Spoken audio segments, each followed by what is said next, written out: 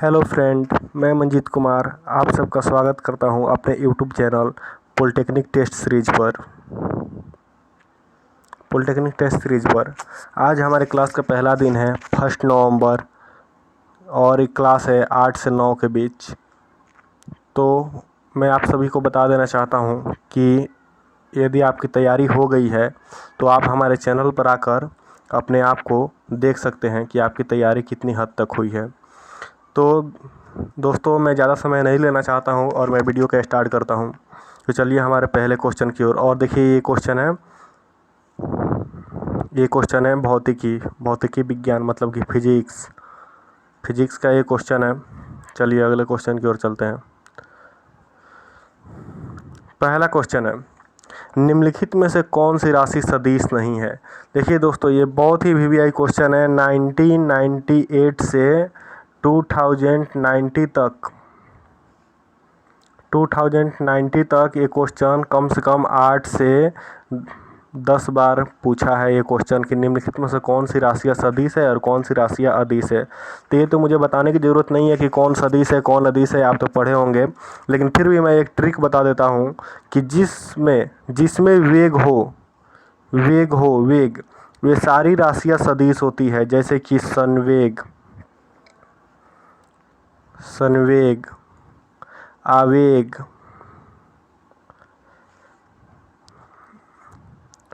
फिर है कोणीय वेग,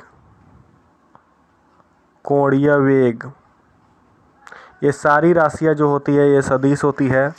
तो आप देख सकते हैं विस्थापन भी है, ये एक सदिश राशि है, वेग भी सदिश राशि है, बल भी सदिश राशि है। लेकिन ये जो आयतन है, आयतन में तो परिमाण तो रहता है लेकिन दिशा निर्देश नहीं रहता है, इसलिए ये एक सदिश राशि नहीं है। चलिए बढ़ते हैं अगले क्वेश्चन की ओर। क्वेश्चन नंबर 2 कहता है त्वरण ज्ञात करने का सही सूत्र कौन सा है। ये तो सूत्र नहीं है, इसमें कोई ट्रिक की वो आवश्यकता नहीं है। यदि आप पढ़े होंगे तो आपको याद होगा कि A बराबर v-u/t होता है त्वरण ज्ञात करने का सही सूत्र। चलिए बढ़ते हैं अगले क्वेश्चन की ओर। अगला क्वेश्चन है 3 नंबर क्वेश्चन है कि 1 किलो कैलोरी ऊष्मा का मान होता है। 1 किलो कैलोरी ऊष्मा का मान होता है। ए नंबर ऑप्शन है 4.2 जूल, 4.2 गुना 10 के पावर 2 जूल, 4.2 गुना 10 के पावर 3 जूल, 4.2 गुना 10 के पावर 4 जूल। ये नहीं होगा, ये भी नहीं होगा और ये भी नहीं होगा, लेकिन ये आपका करेक्ट आंसर है 4.2 गुना 10 के पावर 3 जूल। बढ़ते हैं अगले क्वेश्चन की ओर।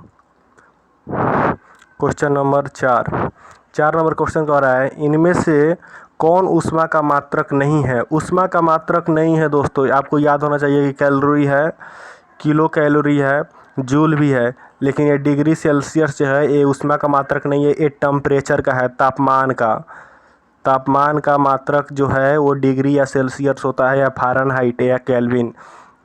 ये जो होता है ये तापमान का होता है। अगले क्वेश्चन की ओर बढ़ते हैं। अगला क्वेश्चन कह रहा है ताप का एसआई मात्रक। यदि आप अच्छे से पॉलिटेक्निक की तैयारी किए होंगे तो 10th क्लास में भी आप पढ़े होंगे कि ताप का एसआई मात्रक केल्विन होता है। चलिए बढ़ते हैं अगले क्वेश्चन की ओर।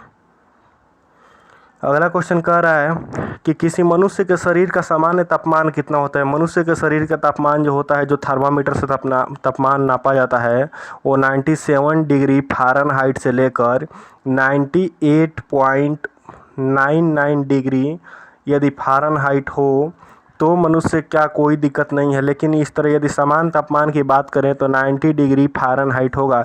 90 डिग्री सेल्सियस कभी नहीं होगा क्योंकि 38 डिग्री सेल्सियस होता है, और 68 डिग्री फ़ारेनहाइट भी नहीं होगा, 66 डिग्री भी फ़ारेनहाइट नहीं होगा। लेकिन ये आपका करेक्ट आंसर है 98 डिग्री फ़ारेनहाइट। ये जो सामान्य मनुष्य का टेम्परेचर होता है।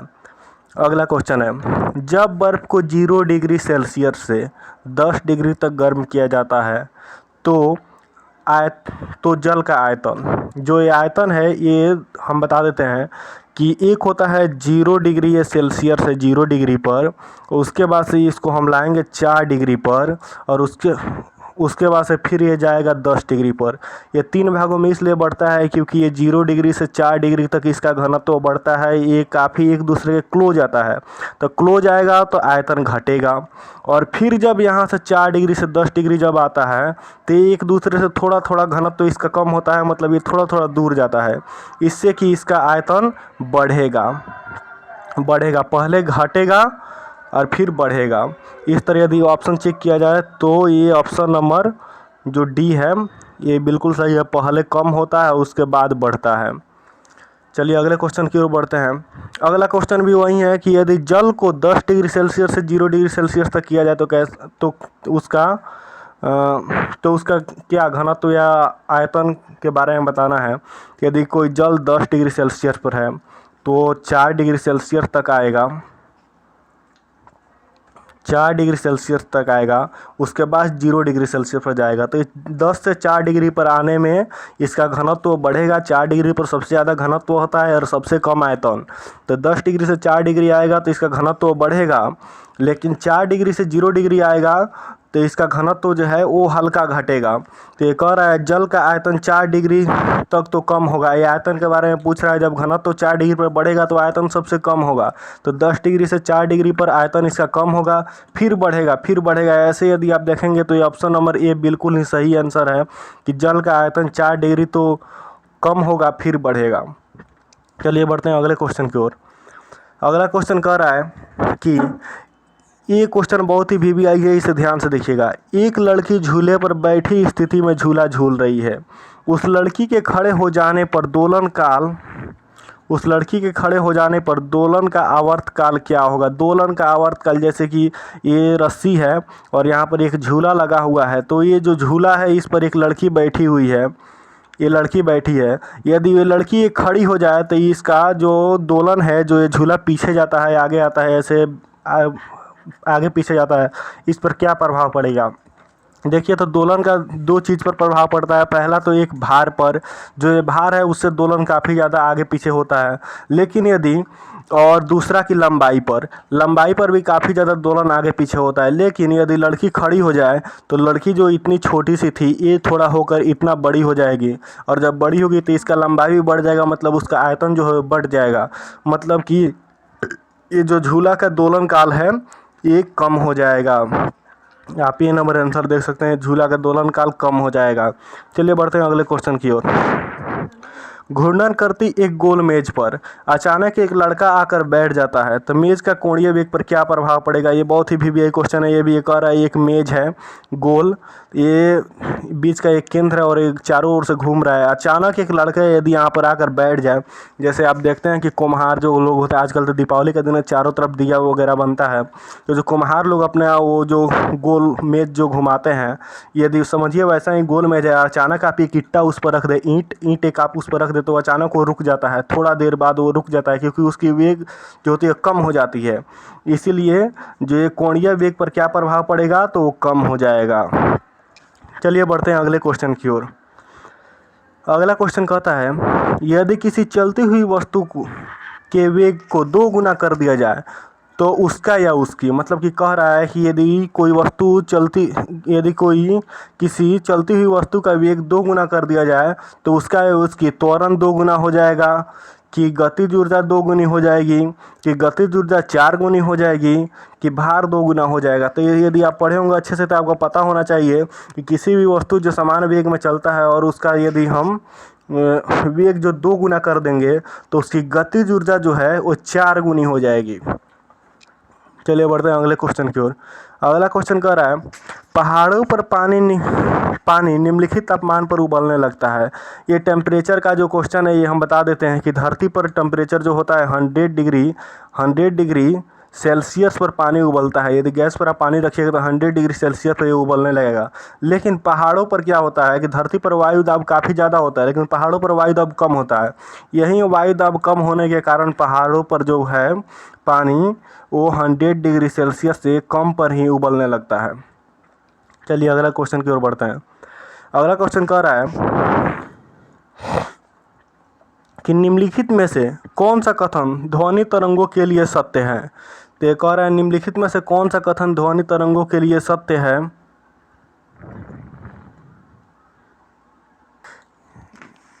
ये जो क्वेश्चन है कह रहा है कि इसको ध्रुवित किया जा सकता है, उसके बाद से ये निर्वात में चल सकती है।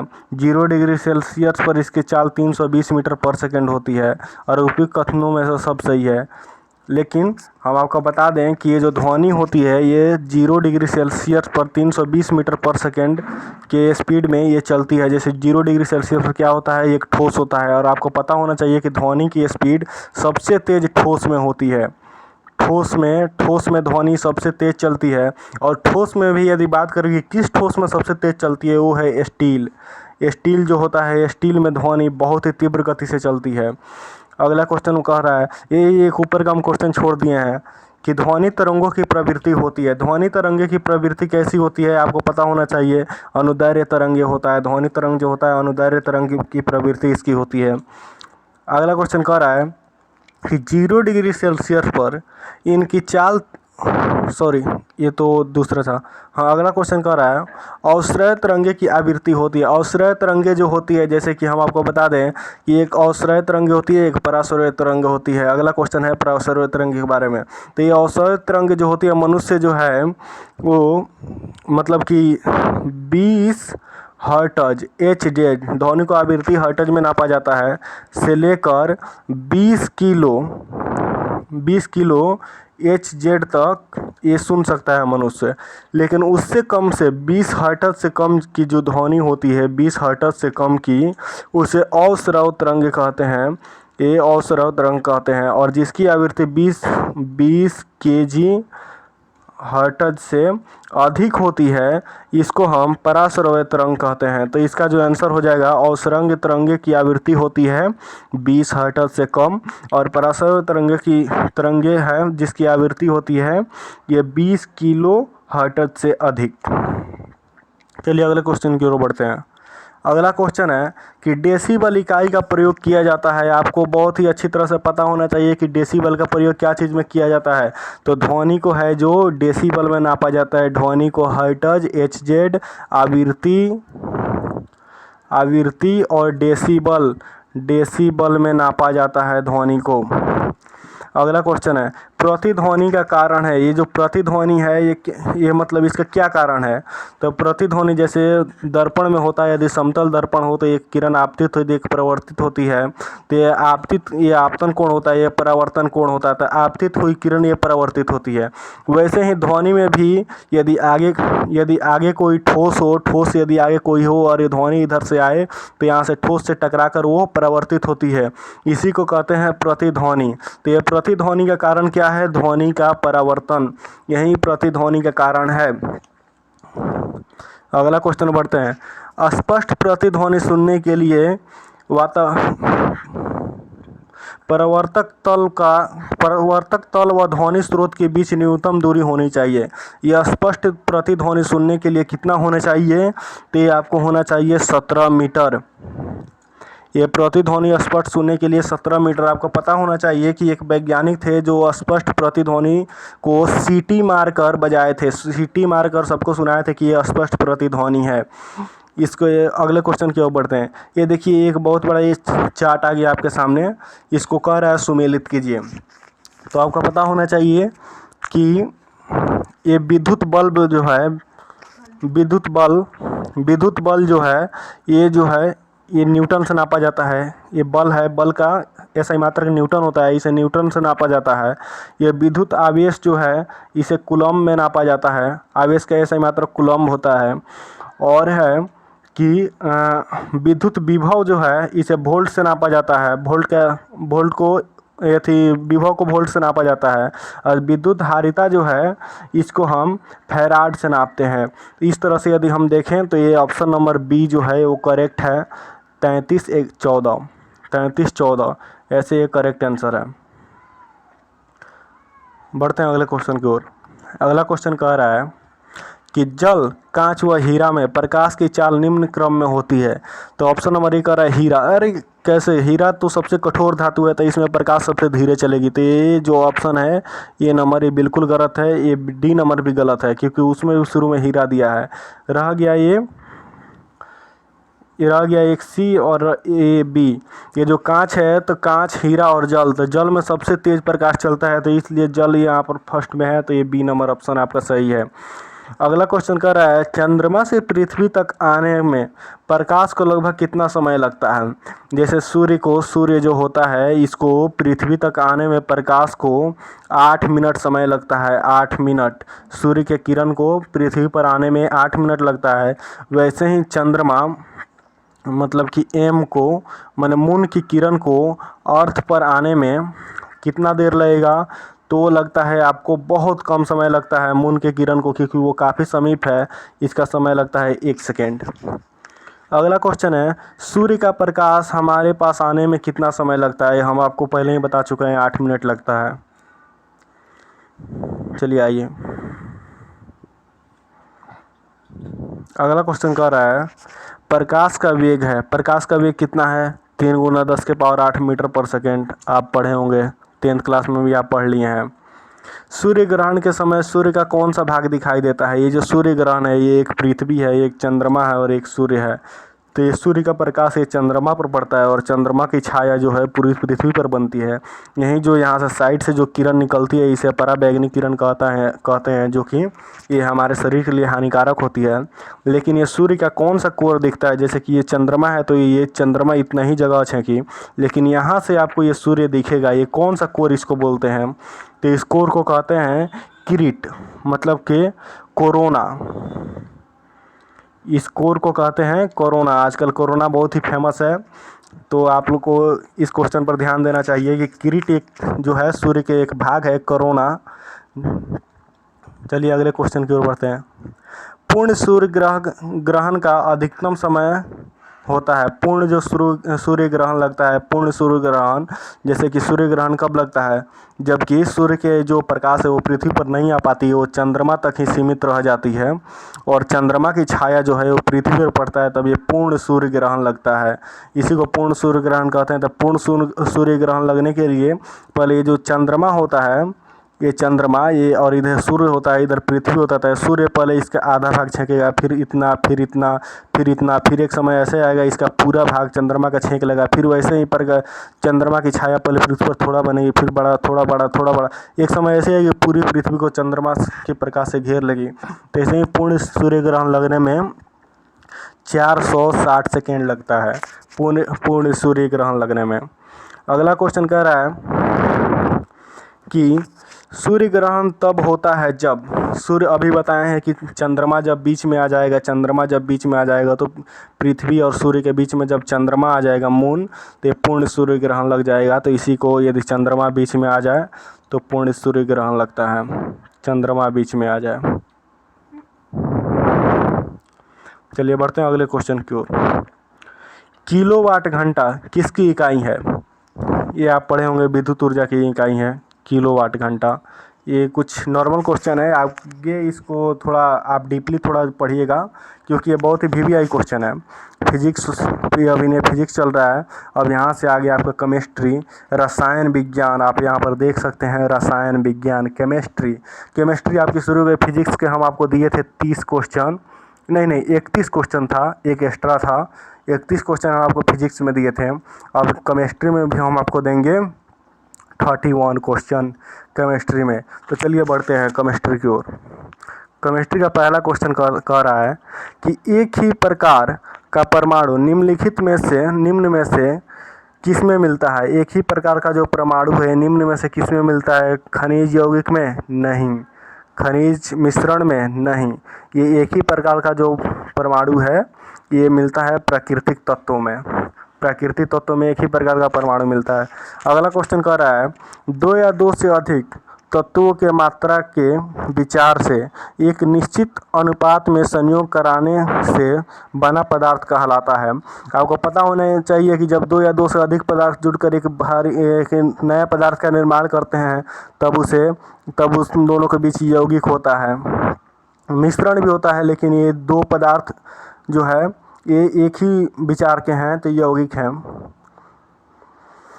कह रहा है अगला क्वेश्चन कि परमाणु के नाभिक का आकार होता है। परमाणु के नाभिक का आकार कितना होता है, आपको पता होना चाहिए कि परमाणु के नाभिक का आकार 10⁻⁻15 mm होता है परमाणु के नाभिक का आकार। चलिए अगले क्वेश्चन की ओर बढ़ते हैं। अगला क्वेश्चन कह रहा है कि निम्नलिखित में से कौन सा एक किसी तत्व के परमाणु क्रमांक को सबसे सही निर्धारित करता है। कह रहा है कि निम्नलिखित में से कौन सा एक किसी तत्व के परमाणु क्रमांक को सबसे सही निर्धारित करता है। तो ये हो जाएगा प्रोटॉनों की संख्या। ये परमाणु क्रमांक परमाणु संख्या को पूर्ण निर्धारित करता है। प्रोटॉनों की संख्या बराबर परमाणु क्रमांक संख्या, ये आपको पता होना चाहिए। अगला क्वेश्चन कह रहा है किसी परमाणु के अस्थायी नाभिक में प्रोटॉनों की संख्या होती है। परमाणु के अस्थायी नाभिक में प्रोटॉनों की संख्या कितनी होती है? न्यूट्रॉनों की संख्या से कम। किसी भी परमाणु के नाभिक में जो होता है प्रोटॉन और न्यूट्रॉन, तो प्रोटॉनों की संख्या न्यूट्रॉनों की संख्या से कम होती है। अगला क्वेश्चन कह रहा है रेडियोधर्मिता का यूनिट क्या है। रेडियोधर्मिता जो है वो मतलब कैसे नापा जाता है, उसका क्या यूनिट है? तो उसको क्यूरी में मापा जाता है। रेडियोधर्मिता को क्यूरी में मापा जाता है। एंगस्ट्रॉम में नहीं नापा जाता है, कैंडेला में भी नहीं जाता है, फर्मिंग में भी नहीं नापा जाता है, ये क्यूरी में नापा जाता है। चलिए अगला क्वेश्चन कह रहा है कि किसी तत्व के कह रहा है कि समस्थानिकों के बीच अंतर किसकी भिन्न मतलब अलग संख्या की उपस्थिति के कारण होता है। ये कह रहा है किसी तत्व के समस्थानिकों के बीच अंतर किसकी भिन्न मतलब अलग संख्या के उपस्थिति के कारण होता है। तो ये होता है न्यूट्रॉन के बीच यदि भिन्न हो, ये न्यूट्रॉन का उपस्थिति के कारण ऐसा होता है। अगला क्वेश्चन कह रहा है कि किसी परमाणु नाभिक का आइसोटोप किसी परमाणु के नाभिक का आइसोटोप वह नाभिक है जिसमें मतलब कह रहा है किसी परमाणु नाभिक का आइसोटोप वह नाभिक है जिसमें न्यूट्रॉनों की संख्या वही होती है परंतु प्रोटॉनों की संख्या भिन्न होती है। नहीं, ये इसका सही आंसर होगा प्रोटॉनों की संख्या वही होती है परंतु न्यूट्रॉनों की संख्या भिन्न हो जाती है। इसी को आइसोटोप कहा जाता है या समस्थानिक भी कहा जाता है। चलिए अगला क्वेश्चन कह रहा है एक आयनिक बंधन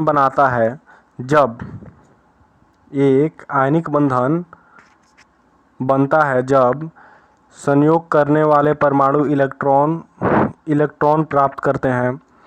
उसके बाद से संयोग करने वाले परमाणु इलेक्ट्रॉन का त्याग करते हैं। एक धातु तत्व का संयोग अधातु तत्व से होता है। दो धातु तत्व परस्पर अभिक्रिया करते हैं। ये कह रहा है एक आयनिक बंधन बनता है। ये एक आयनिक बंधन कब बनता है? एक धातु तत्व का संयोग अधातु तत्व से होता है तब एक आयनिक बंधन बनता है। ये सी नंबर ऑप्शन बिल्कुल ही सही है। अगला क्वेश्चन कह रहा है विद्युत संयोजक बंधन बनता है। विद्युत संयोजक बंधन कैसे बनता है? विपरीत आविष्ट आयनों के बीच विद्युत संयोजन बंधन बनता है। किसके बीच? तो विपरीत आविष्ट आयनों के बीच ये विद्युत संयोजी बंधन जो है ये बनता है। अगला क्वेश्चन की ओर आइए।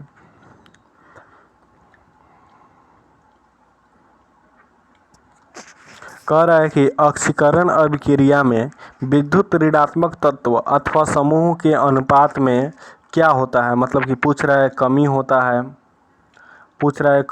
है वृद्धि होता है, इनमें से कोई नहीं, न कमी न वृद्धि। इसका सही आंसर क्या होगा?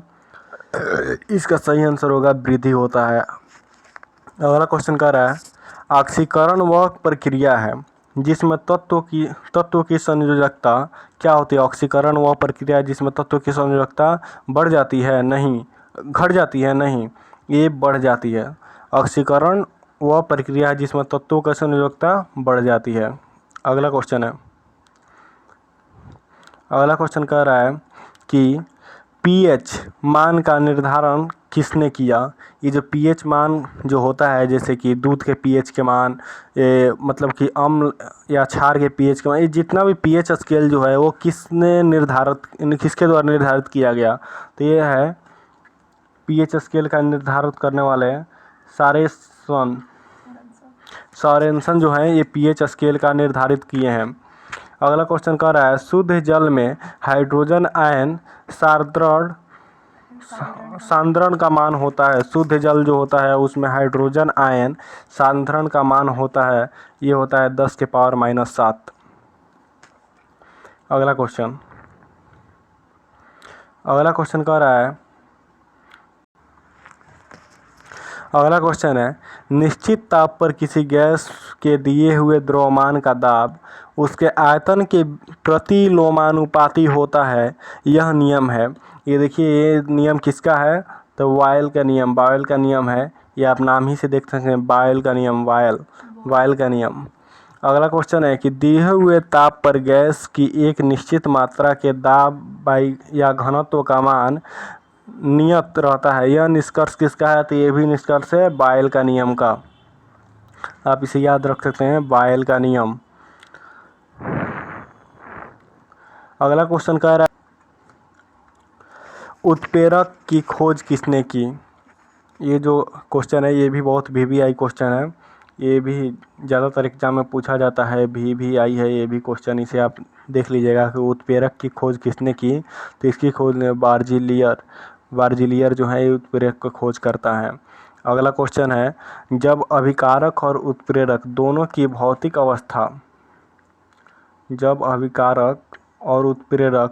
भौतिक अवस्था समान होती है तो उत्प्रेरक कहलाता है। तो उत्प्रेरक क्या कहलाता है? समांग उत्प्रेरक। ये उत्प्रेरक कहलाता है समांग उत्प्रेरक। अगला क्वेश्चन देखते हैं। अगला क्वेश्चन है कि ये हम आप लोगों को बता रहे हैं कि आप लोग सोच रहे हैं कि सर बोले थे लाइव है, लेकिन ये तो लाइव नहीं है। तो हम आपको बता दें कि ये प्रोमेंट है, मतलब कि प्रोटोमेंट ये लाइव है। प्रोटोमेंट लाइव का मतलब हो गया कि हमारे और आपके देखने के बीच कम से कम 20 मिनट का डिफरेंस होगा, क्योंकि इसका कुछ यूट्यूब का ऐसा ही कुछ रूल है। तो हम आपको बता दें कि ये वीडियो 8 PM में ये अपलोड हो जाएगा यूट्यूब पर। आप 9 PM तक टुडे कमेंट कर सकते हैं और आपको इस सारे कमेंट का रिप्लाई भी दिया जाएगा। ये आप ना समझे कि ये यदि वीडियो ये प्रोमेंट है तो इसका रिप्लाई नहीं होगा, ये एक तरह से लाइव ही है।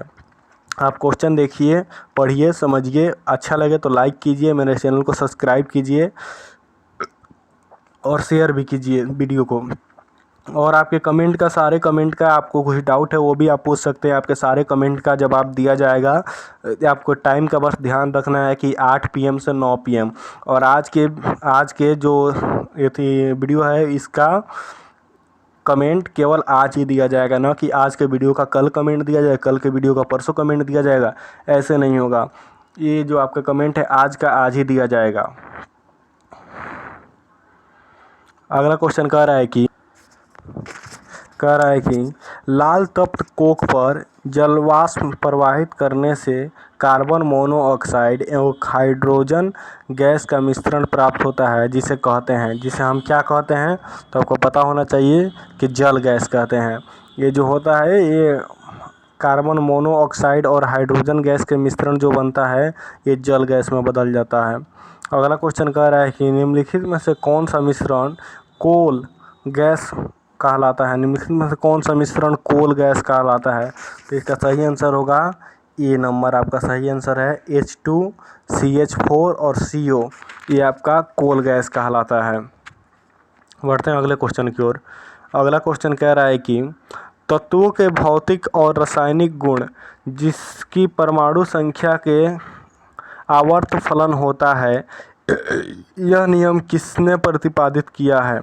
मतलब कि यह किसका नियम है? कहने का अर्थ है इस क्वेश्चन का कि तत्वों के भौतिक और रासायनिक गुण का उसकी परमाणु संख्या की आवर्त फलन होता है, यह किसका नियम है? ये है मोसले का नियम, आप नाम याद रख सकते हैं कि मोसले का नियम है ये। अगला क्वेश्चन कह रहा है कि अक्रिय तत्व किस समूह के सदस्य हैं। ये जो है अक्रिय है, अक्रिय तत्व किस समूह के सदस्य हैं, तो ये अक्रिय तत्व जो हैं वो शून्य समूह के सदस्य हैं। अक्रिय तत्व शून्य समूह के सदस्य हैं। बढ़ते हैं अगले क्वेश्चन की ओर।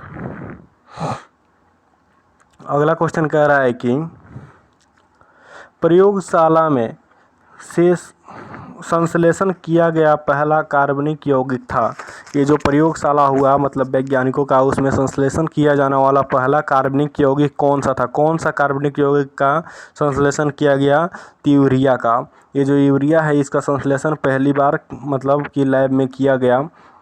अगला क्वेश्चन कह रहा है कि कार्बनिक यौगिकों में कार्बन परमाणु की चारों संयोजकता एक समचतुर्फलक के चारों किनारे की ओर दृष्ट होती है तथा कार्बन केंद्र में होता है। यह विचार सबसे पहले किसने दिया था। ये कह रहा है कि कार्बनिक यौगिक के कार्बन परमाणु को चारों संयोजकताओं का समुच्चय फलन के चारों किनारों की ओर दृष्ट होती है तथा एक केंद्र में होता है। यह किसका विचार है, तो यह है लिबेल तथा वाल्टहॉफ का। लिबेल तथा वाल्टहॉफ का यह नियम है। अगला क्वेश्चन कह रहा है कि गोबर गैस का मुख्य अव्यय कौन है। ये आप याद रख सकते हैं कि गोबर गैस का भी मुख्य अव्यय मीथेन है। आप लोग पढ़े होंगे कि गोबर गैस का मुख्य अव्यय मीथेन है। प्राकृतिक गैस का मुख्य अव्यय कौन है, तो प्राकृतिक गैस का भी मुख्य अव्यय मीथेन है। और आज का अंतिम क्वेश्चन कि बायोगैस का मुख्य घटक क्या है, तो बायोगैस का भी मुख्य घटक मीथेन है। मतलब कि आपको ये तीनों, ये आपको VVI क्वेश्चन है, आप इसे याद कर सकते हैं। ये मीथेन ही होता है तीनों। चलिए, तो हम आपको हो गया, हमारा वीडियो यहीं तक था। हम आपको कुछ जानकारी देते हैं। और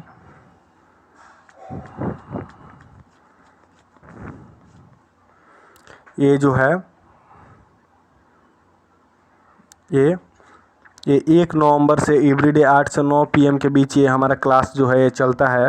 ये लाइव नहीं है, प्रोमो मोड है, क्लास है। मतलब कि ये हाफ लाइव है, आप समझ सकते हैं हाफ लाइव। कहने का अर्थ ये है कि ये पॉलिटेक्निक टेस्ट सीरीज जो है, यदि आपकी तैयारी हो गई है तो आइए आप अपने आप को देख सकते हैं कि आप कितना जानते हैं। तो ये सारे क्वेश्चन को देखने के बाद आपको पता चल गया होगा कि आप कितना जानते हैं और पॉलिटेक्निक एग्ज़ाम में कितना आता है। तो यदि आपको मेरा चैनल अच्छा लगे तो लाइक कीजिए, मेरा वीडियो अच्छा लगे तो मेरे वीडियो को भी लाइक कीजिए, मेरे चैनल को सब्सक्राइब कीजिए और वीडियो को ज़्यादा से ज़्यादा शेयर कीजिए। और बहुत सारे बच्चे को नहीं पता होता है कि एग्ज़ाम के 1 माह पहले भी टेस्ट सीरीज चलता है। तो आप उन बच्चों को सजेशन दे सकते हैं कि आप लोग एवरीडे 8 से 9 पॉलिटेक्निक टेस्ट सीरीज चैनल पर आकर अपना टेस्ट दे सकते हैं। और टेस्ट देने के लिए सबसे सरल उपाय मैं आप लोगों को बता दूं कि जैसे ये क्वेश्चन नंबर है, निम्नलिखित में से कौन सी राशि सदिश नहीं है। यदि हम ऐसा क्वेश्चन कुछ बोले तो आप अपने कॉपी में 1 से लेकर 30 फिजिक्स का और 1 से लेकर 30 केमिस्ट्री का लाइन आप सीरियल वाइज लिख लीजिए। और हम जैसे ही बोलते हैं कि इसका आंसर यदि डी है, इसका आंसर डी है, और आप जो मन में सोचे हैं वो फिजिक्स के पहले नंबर क्वेश्चन के सामने आप जो सोचे हैं वो लिखिए और उसके जस्ट बगल में मैं जो बता रहा हूँ वो लिखिए। और वीडियो जब भी अंत हो तो आप इसको लास्ट में जाकर देखिए कि आप कितने को करेक्ट आंसर दिए हैं। जिसको आप करेक्ट आंसर दिए उसको दोनों को गोला घेरिए, और जिसका आंसर आपका करेक्ट नहीं था उसका वो आप सोचिए कि यार ये तो मेरा गलत है, और आप फिर वीडियो को पॉज करके देख सकते हैं। ऐसे ही कर आप समझिए कि एक प्रकार से लाइव ही है। तो चलिए हम अब मिलते हैं अगले वीडियो में के साथ कल फिर 8 से 9 बजे। धन्यवाद।